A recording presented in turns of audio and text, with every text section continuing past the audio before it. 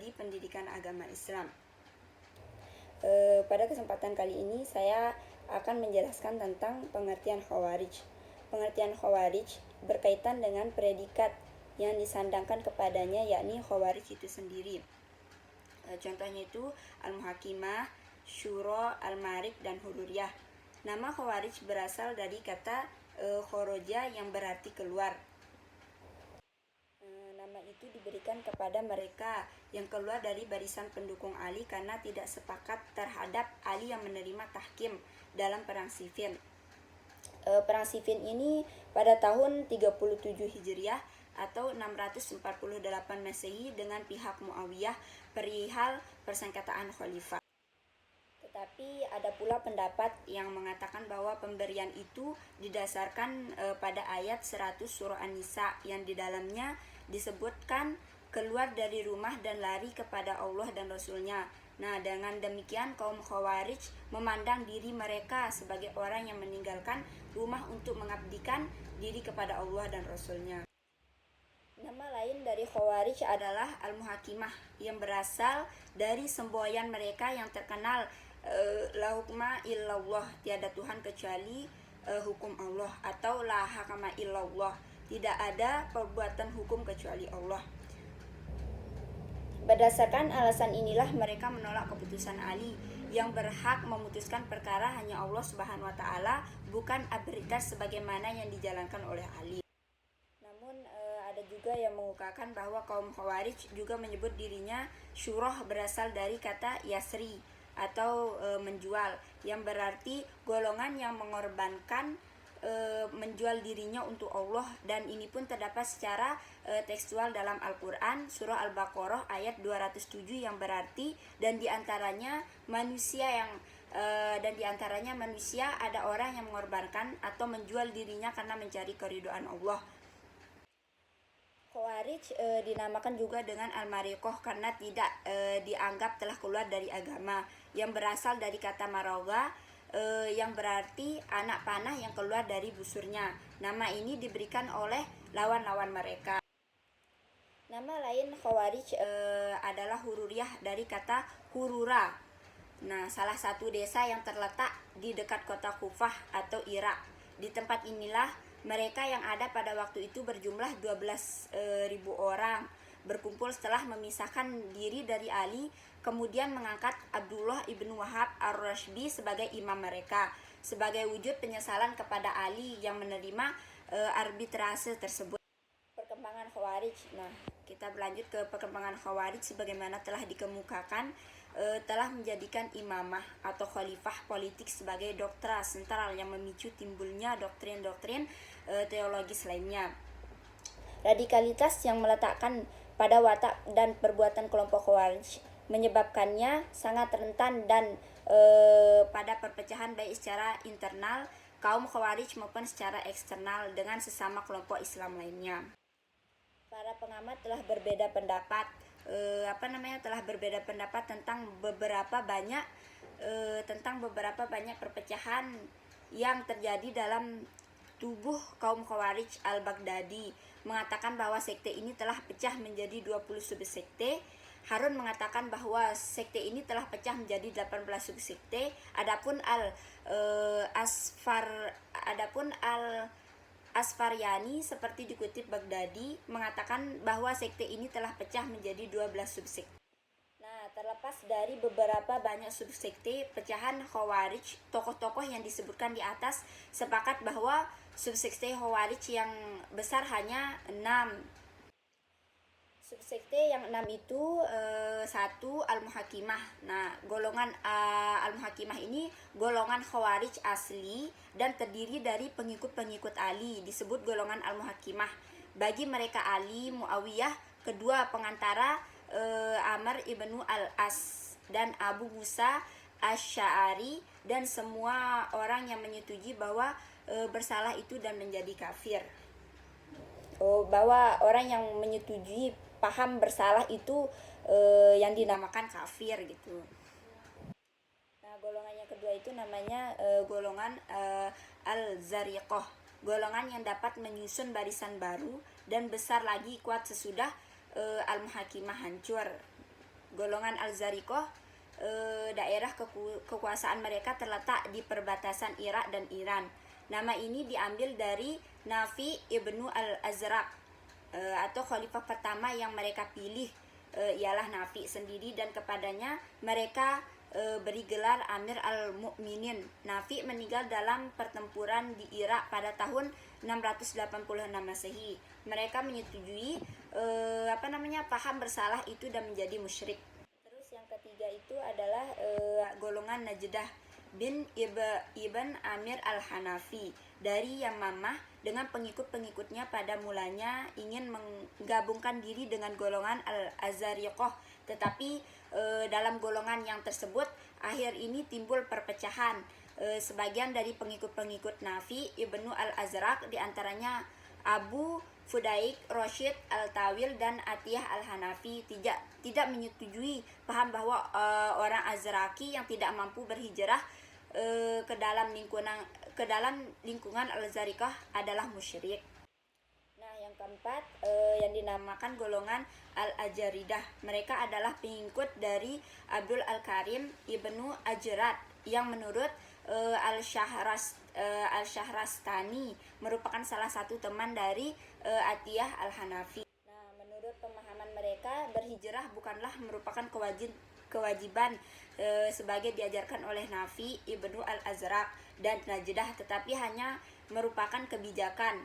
Nah, kaum Ajaridah boleh tinggal di luar daerah kekuasaan mereka dengan tidak dianggap menjadi kafir. Harta boleh dijadikan rampasan perang, hanyalah harta orang yang telah mati. Terus golongan yang selanjutnya adalah golongan Al-Sufriyah. Nah, golongan ini sama dalam pemahaman mereka dekat dengan golongan Al-Azariqah. Jadi golongan ini sama dengan golongan Al-Zariqah yang dimaksud. Nah, golongan yang terakhir ini yang dinamakan golongan Al-Ibadiyah. Nah, golongan ini merupakan golongan yang paling beda dari seluruh golongan Khawarij. Namanya diambil dari Abdullah ibn Ibad yang pada tahun 686 Masehi memisahkan diri dari golongan Al-Azariqah. Semua subsekte itu membicarakan persoalan hukum orang yang berbuat dosa. Orang yang membuat dosa besar apakah masih mukmin atau telah menjadi kafir. Nah, tampaknya doktrin teologi tetap menjadi primadona pemikiran mereka, sedangkan doktrin-doktrin yang lainnya hanya merupakan perlengkap. Pemikiran subsekte ini lebih bersifat ke praktis daripada teoritis, sehingga kriteria bahwa seseorang dapat dikategorikan sebagai mukmin atau kafir tidak jelas. Nah, hal ini menyebabkan dalam kondisi tertentu seorang dapat disebut mukmin sekaligus pada waktu yang bersamaan disebut sebagai kafir juga. Apabila ternyata doktrin teologis sosial ini benar-benar merupakan doktrin Khawarij, dapat diprediksikan bahwa kelompok Khawarij pada dasarnya merupakan orang-orang baik. Hanya keberadaan mereka sebagai kelompok minoritas penganut agaris keras yang diaspirasinya dikecilkan dan diabaikan penguasa, ditambah oleh pola pikirnya yang simplistis telah menjadikan mereka bersifat ekstrim. Meskipun demikian, ada sekte Khawarij yang agak lunak, yaitu sekte yang dinamakan sekte Najdiyat dan Ibadiyah. Keduanya membedakan antara kafir nikmat dan kafir agama. Kafir nikmat hanya melakukan dosa dan tidak berterima kasih kepada Allah. Nah, orang seperti ini, kata kedua sekte di atas, tidak perlu dikucilkan dari masyarakat. Nah, semua aliran yang bersifat radikal pada perkembangan lebih lanjut dikategorikan sebagai aliran Khawarij, selama terdapat indikasi doktrin yang identik dengan aliran ini berkenaan dengan persoalan ini.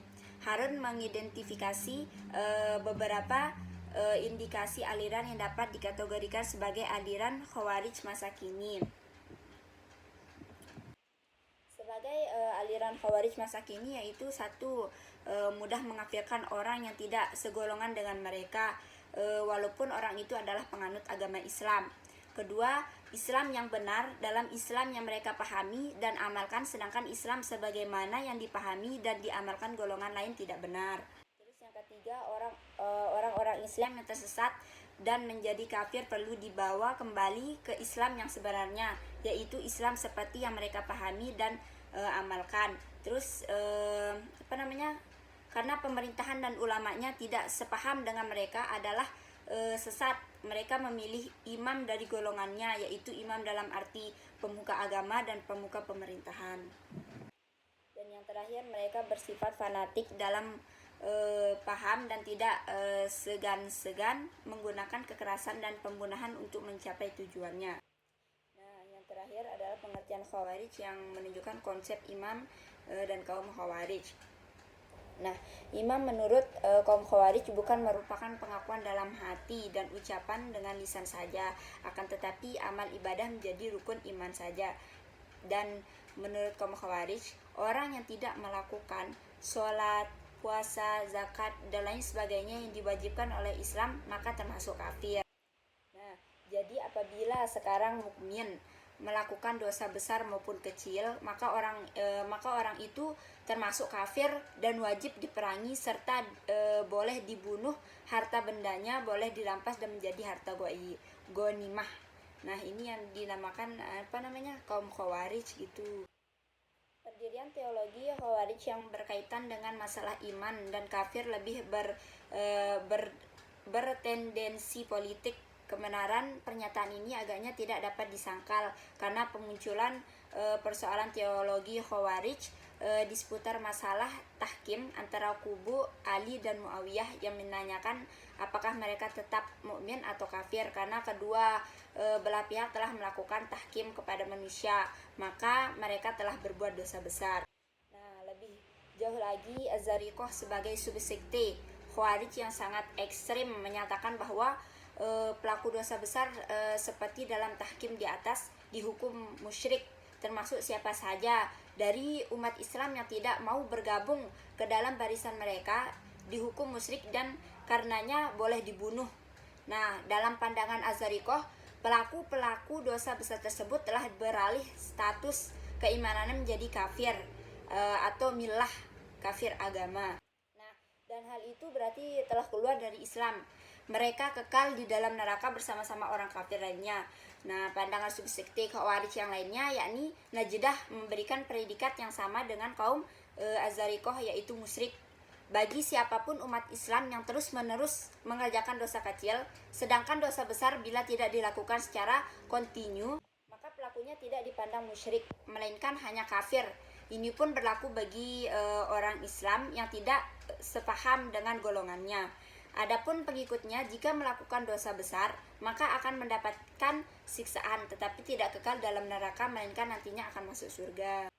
Selanjutnya, subsekte Khawarij yang sangat moderat, yang ibadiyah, memiliki pandangan bahwa setiap pelaku dosa besar adalah tetap sebagai muwahhid, tetapi bukan mukmin. Jadi dia tetap disebut kafir, tetapi hanya kafir nikmat, bukan kafir milah. Sedangkan di akhirat siksaan yang bakal mereka terima ialah kekal di dalam neraka bersama orang-orang kafir lainnya. Selain itu, pendapatnya tentang orang Islam tidak sepaham dengan mereka, atau kafir bukan musyrik dan boleh mengawini mereka. Nah, jadi kesimpulan dari pengertian Khawarij telah dijelaskan di atas. Dapat disimpulkan bahwa Khawarij atau panggilan juga Al-Muhakimah, Syuro, Al-Marik dan Hururiyah pada mulanya merupakan pendukung Sayyidina Ali pada perang Siffin antara pihak Ali dengan Muawiyah. Perang antara pihak Ali dengan Muawiyah tersebut diakhiri dengan peristiwa arbitrase atau tahkim yang memutuskan Sayyidina Ali diturunkan dari jabatannya sebagai khalifah oleh delegasinya sendiri, dan pengangkat Muawiyah sebagai khalifah oleh delegasinya sendiri pula sebagai pengganti Ali. Nah, hal ini menyebabkan kekecewaan pada sebagian pendukung Ali yang menyebabkan mereka keluar dari barisan dan kemudian disebut Khawarij. Mereka mengkafirkan seluruh pihak beserta pendukung yang terlibat dari arbitrase atau tahkim tersebut. Sekian dari saya. Wassalamualaikum warahmatullahi wabarakatuh.